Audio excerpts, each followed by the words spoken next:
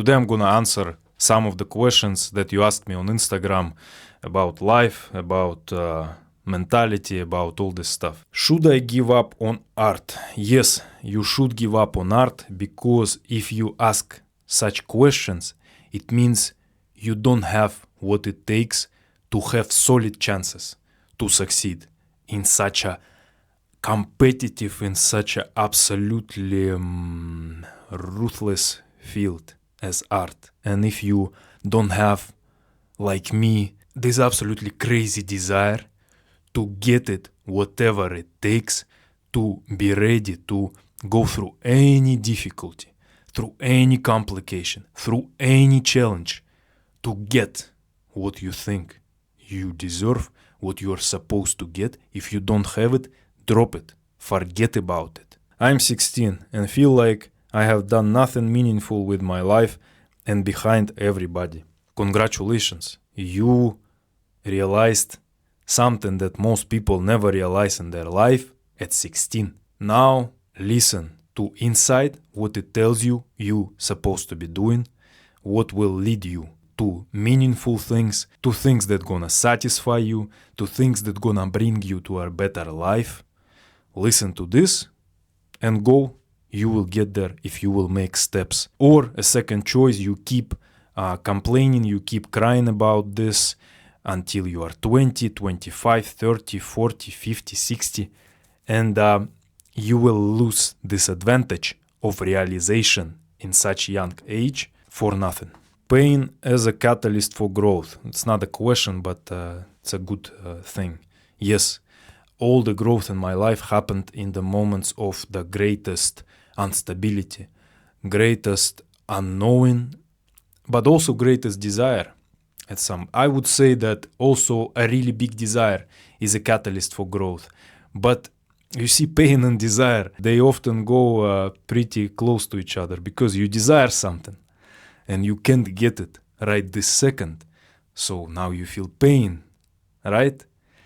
You feel pain that you don't have it right now. And then you start working. So it all goes close to each other. Do you agree that for all the people on this earth, human connections bring the most joy? Most definitely. What else is there to live for?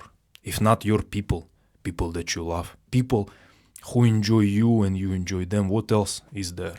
All of us go towards this, because we are the most social creatures on this planet. By far. We are designed this way. We are built this way, to yearn for the connection, for interaction with other human beings, with our human beings, with our tribe. Even if someone doesn't realize, still all the actions, all the desires is to be valued, be appreciated, be understood, be heard, be loved, and so on. Should you trust your instincts immediately or wait until they are proven right? Instinct is your way of your body, way of this primal inner you to tell you what's going on, what you're supposed to be doing in this situation. You know, you sometimes in some situation, everything is wonderful, everything is how it's supposed to be, but for some reason you feel uneasy, you feel something dies inside of you. This is your instinct, this is your primal, this is your DNA, your ancestors telling you this is not where we are supposed to be, those are not the people we're supposed to be together with, and so on. This is not the job we have to be doing until the end of our lives. Instinct is a raw instrument, it's a raw tool. You know, if you will just say always yes to the instinct, tomorrow you're gonna either die, either get in prison. You have to calibrate. You have to put the instinct through the calibration of your mind. You are not supposed to say, no, you're wrong, you are wrong. You're supposed to say, you are right, my instinct. And now we have to decide how I should react. What action should I do? How can I find happiness while in deep depression when everything else fails? Depression and happiness can't go together. Depression is a tool that's supposed to take you out of the situation that you don't belong to. Listen to this pain. Listen to this feeling of rotting inside to understand what you are doing wrong, what you supposed to be doing, what action you should do to get out of this, to get to the place where your happiness will wait you. I've put huge effort to bettering myself throughout my life, yet find myself in a job with people who obviously haven't. How do I go about knowing that a lot of the effort I've worked hard for wasn't necessary to be where I am, and that there are much more successful people than me at my stage in life who simply took a much easier route than I am? Well, I guess they are smarter than you. They did less work and they got to the same result as you. If you spent 5 years getting to this point in life and they spent 2 months, they won, because in life, time is the most important, most valuable resource.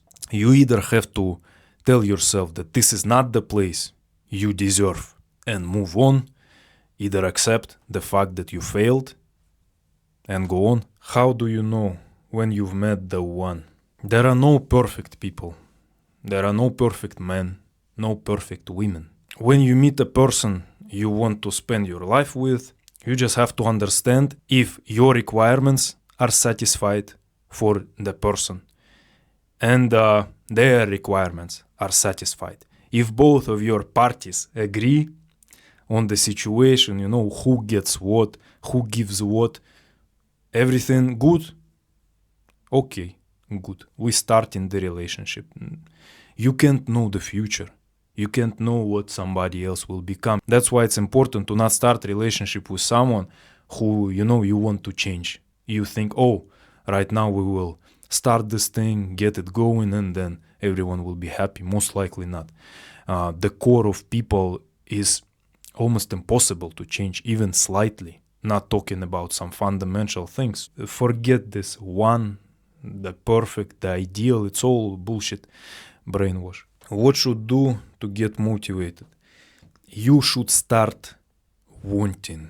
You should start desire something so bad you can't sit at one place. For example, you are not doing this, you are not getting to this goal, you feel miserable, you feel depressed, you feel dying, you feel rotting.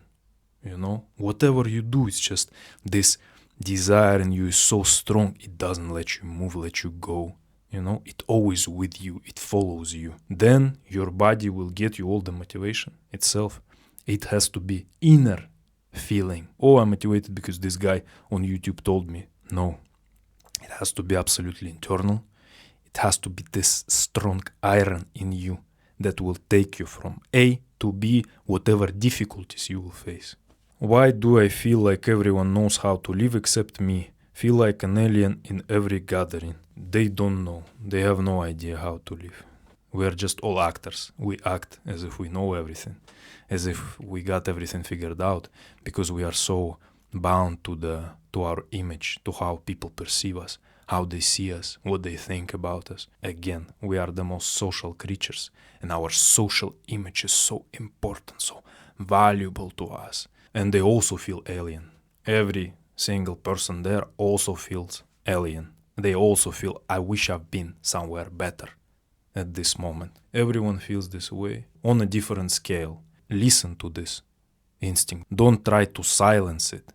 Listen, try to figure out. And if you will, it will lead you to places and to situations in which you want to be in. How to overcome imposter syndrome when doing hard stuff. You have to imagine that you are a god. You have to imagine that you know what you're doing. You have to imagine that you are a creator. And whatever you create, this is how it's supposed to be. This is actually true because you are doing the job nobody else can do except you. By doing it more and more often, small steps, you will get to a better and better version of you because you grow all the time, The person who will finish this project is going to be a very different person, a stronger person, smarter, more experienced person. So that's all for today. Subscribe to this channel and ask more questions in the comments.